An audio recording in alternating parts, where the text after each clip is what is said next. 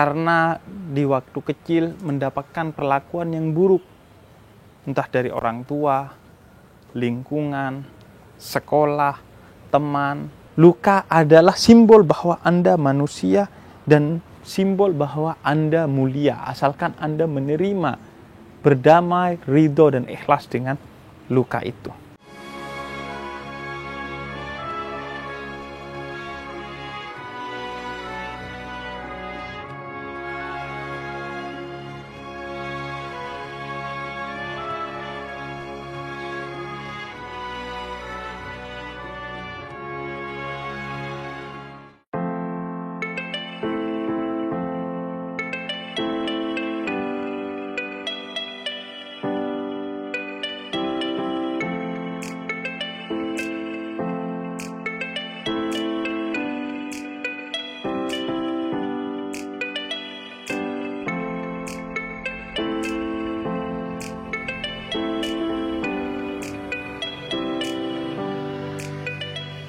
Duh, ya Allah, aku terluka.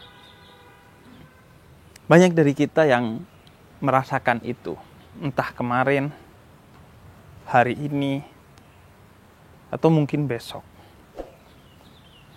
Tidak ada manusia yang tidak pernah atau tidak akan pernah terluka. Terluka karena berbagai sebabnya. Baik itu terluka secara fisik, lantaran kecelakaan-kecelakaan tertentu yang bahkan hingga menyisakan trauma secara mental kepada kita.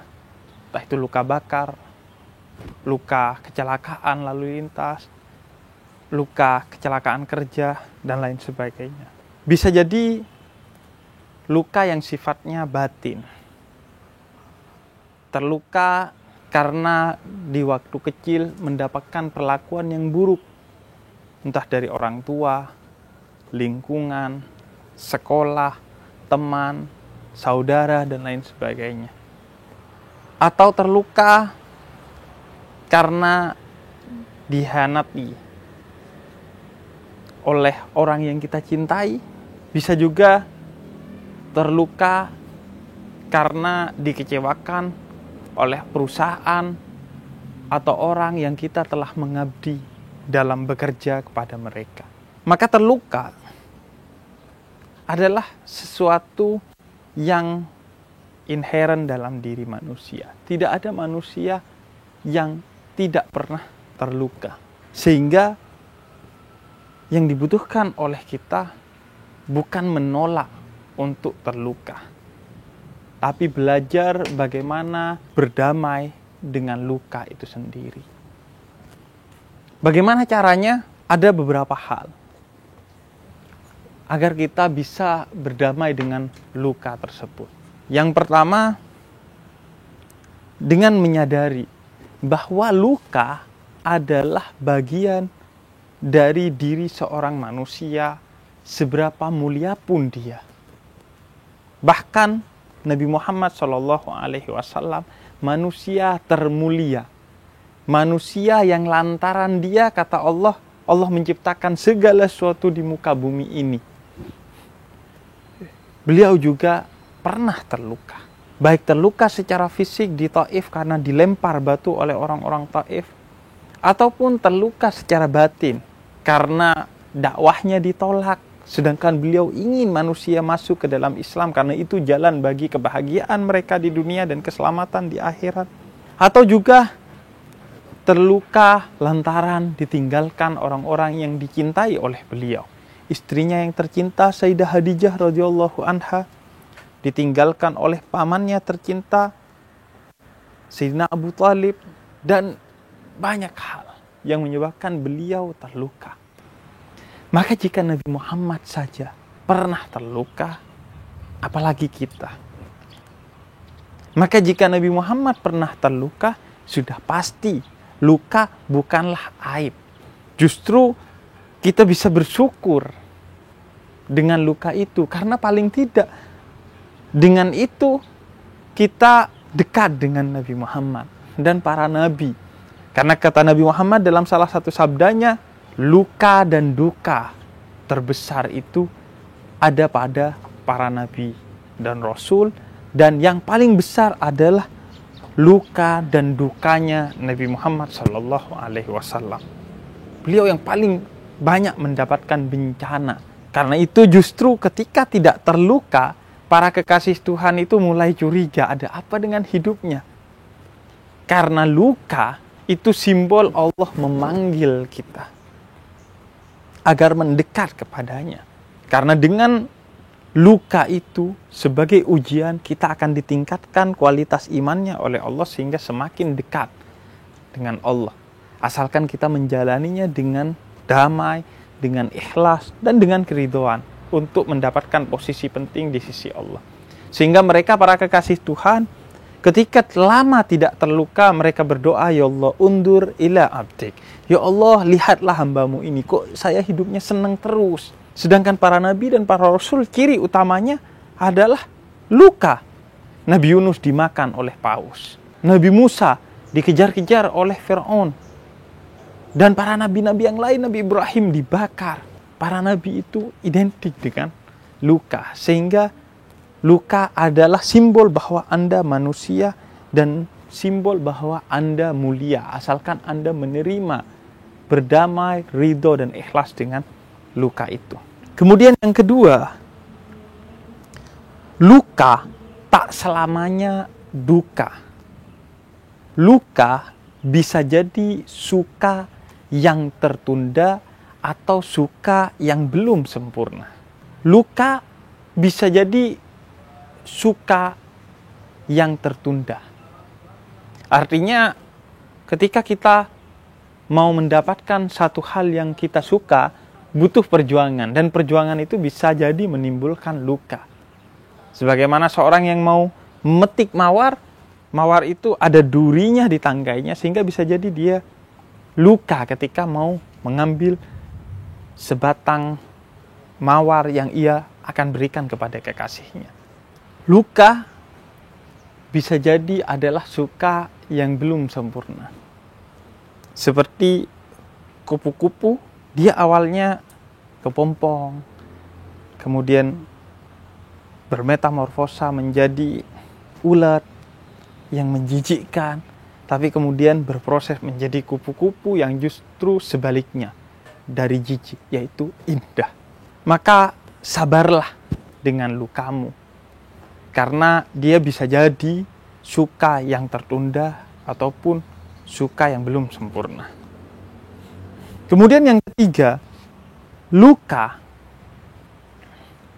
dia bisa jadi adalah suka yang tidak kita sadari. Berapa banyak dari kita yang menganggap sholat sebagai sesuatu yang melelahkan.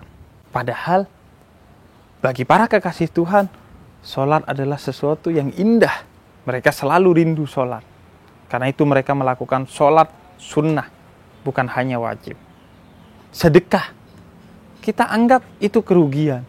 Padahal bagi para kekasih Tuhan, justru itulah harta yang sejati, karena dia akan dibawa mati, sedekah itu. Sedangkan harta yang tidak disedekahkan, dia hanya berlaku di dunia. Bahkan kadang ketika kita sudah tua, kita sakit-sakitan, kita sudah tidak bisa lagi menikmati harta itu. Maka jangan-jangan apa yang kita sebut luka sebenarnya suka yang tidak kita sadari. Kemudian yang selanjutnya, dengan luka kita sebenarnya diajari oleh Tuhan untuk merasakan dan bisa merayakan suka. Kalau hidup itu suka terus, maka kita akan banal, akan kehilangan kesadaran dan kemampuan merasakan suka itu. Tapi dengan adanya duka, suka menjadi meriah, menjadi terasa, menjadi bisa kita sadari dan rayakan. Sebagai contoh, jika Anda makan coklat yang manis, kemudian Anda minum teh yang juga manis, maka manisnya teh tidak lagi terasa manis karena Anda sudah makan coklat yang lebih manis dari teh tersebut. Maka begitu juga hidup. Kalau Anda suka terus, Anda akan gagal memahami nikmatnya suka, dan akibat terburuknya Anda akan sulit atau bahkan lalai dalam bersyukur atas nikmatnya suka tersebut.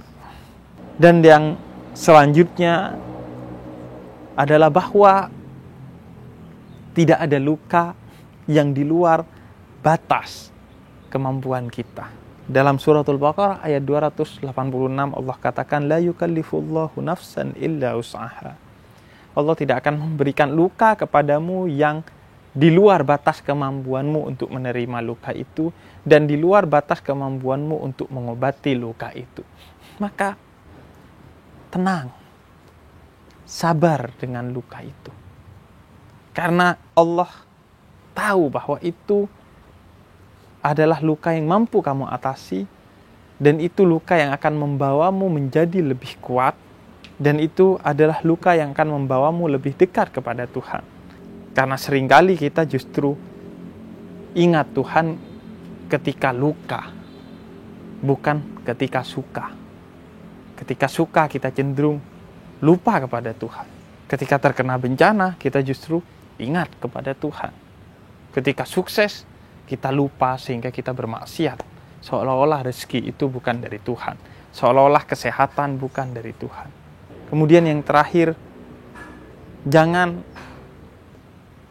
berprasangka buruk kepada keadaan, apalagi kepada Tuhan karena luka.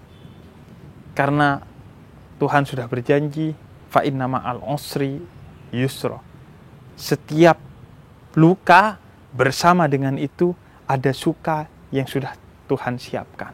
Maka optimis melihat luka, bahwa sebentar lagi akan ada suka. Nggak ada hidup yang luka terus. Suatu hari pasti akan suka.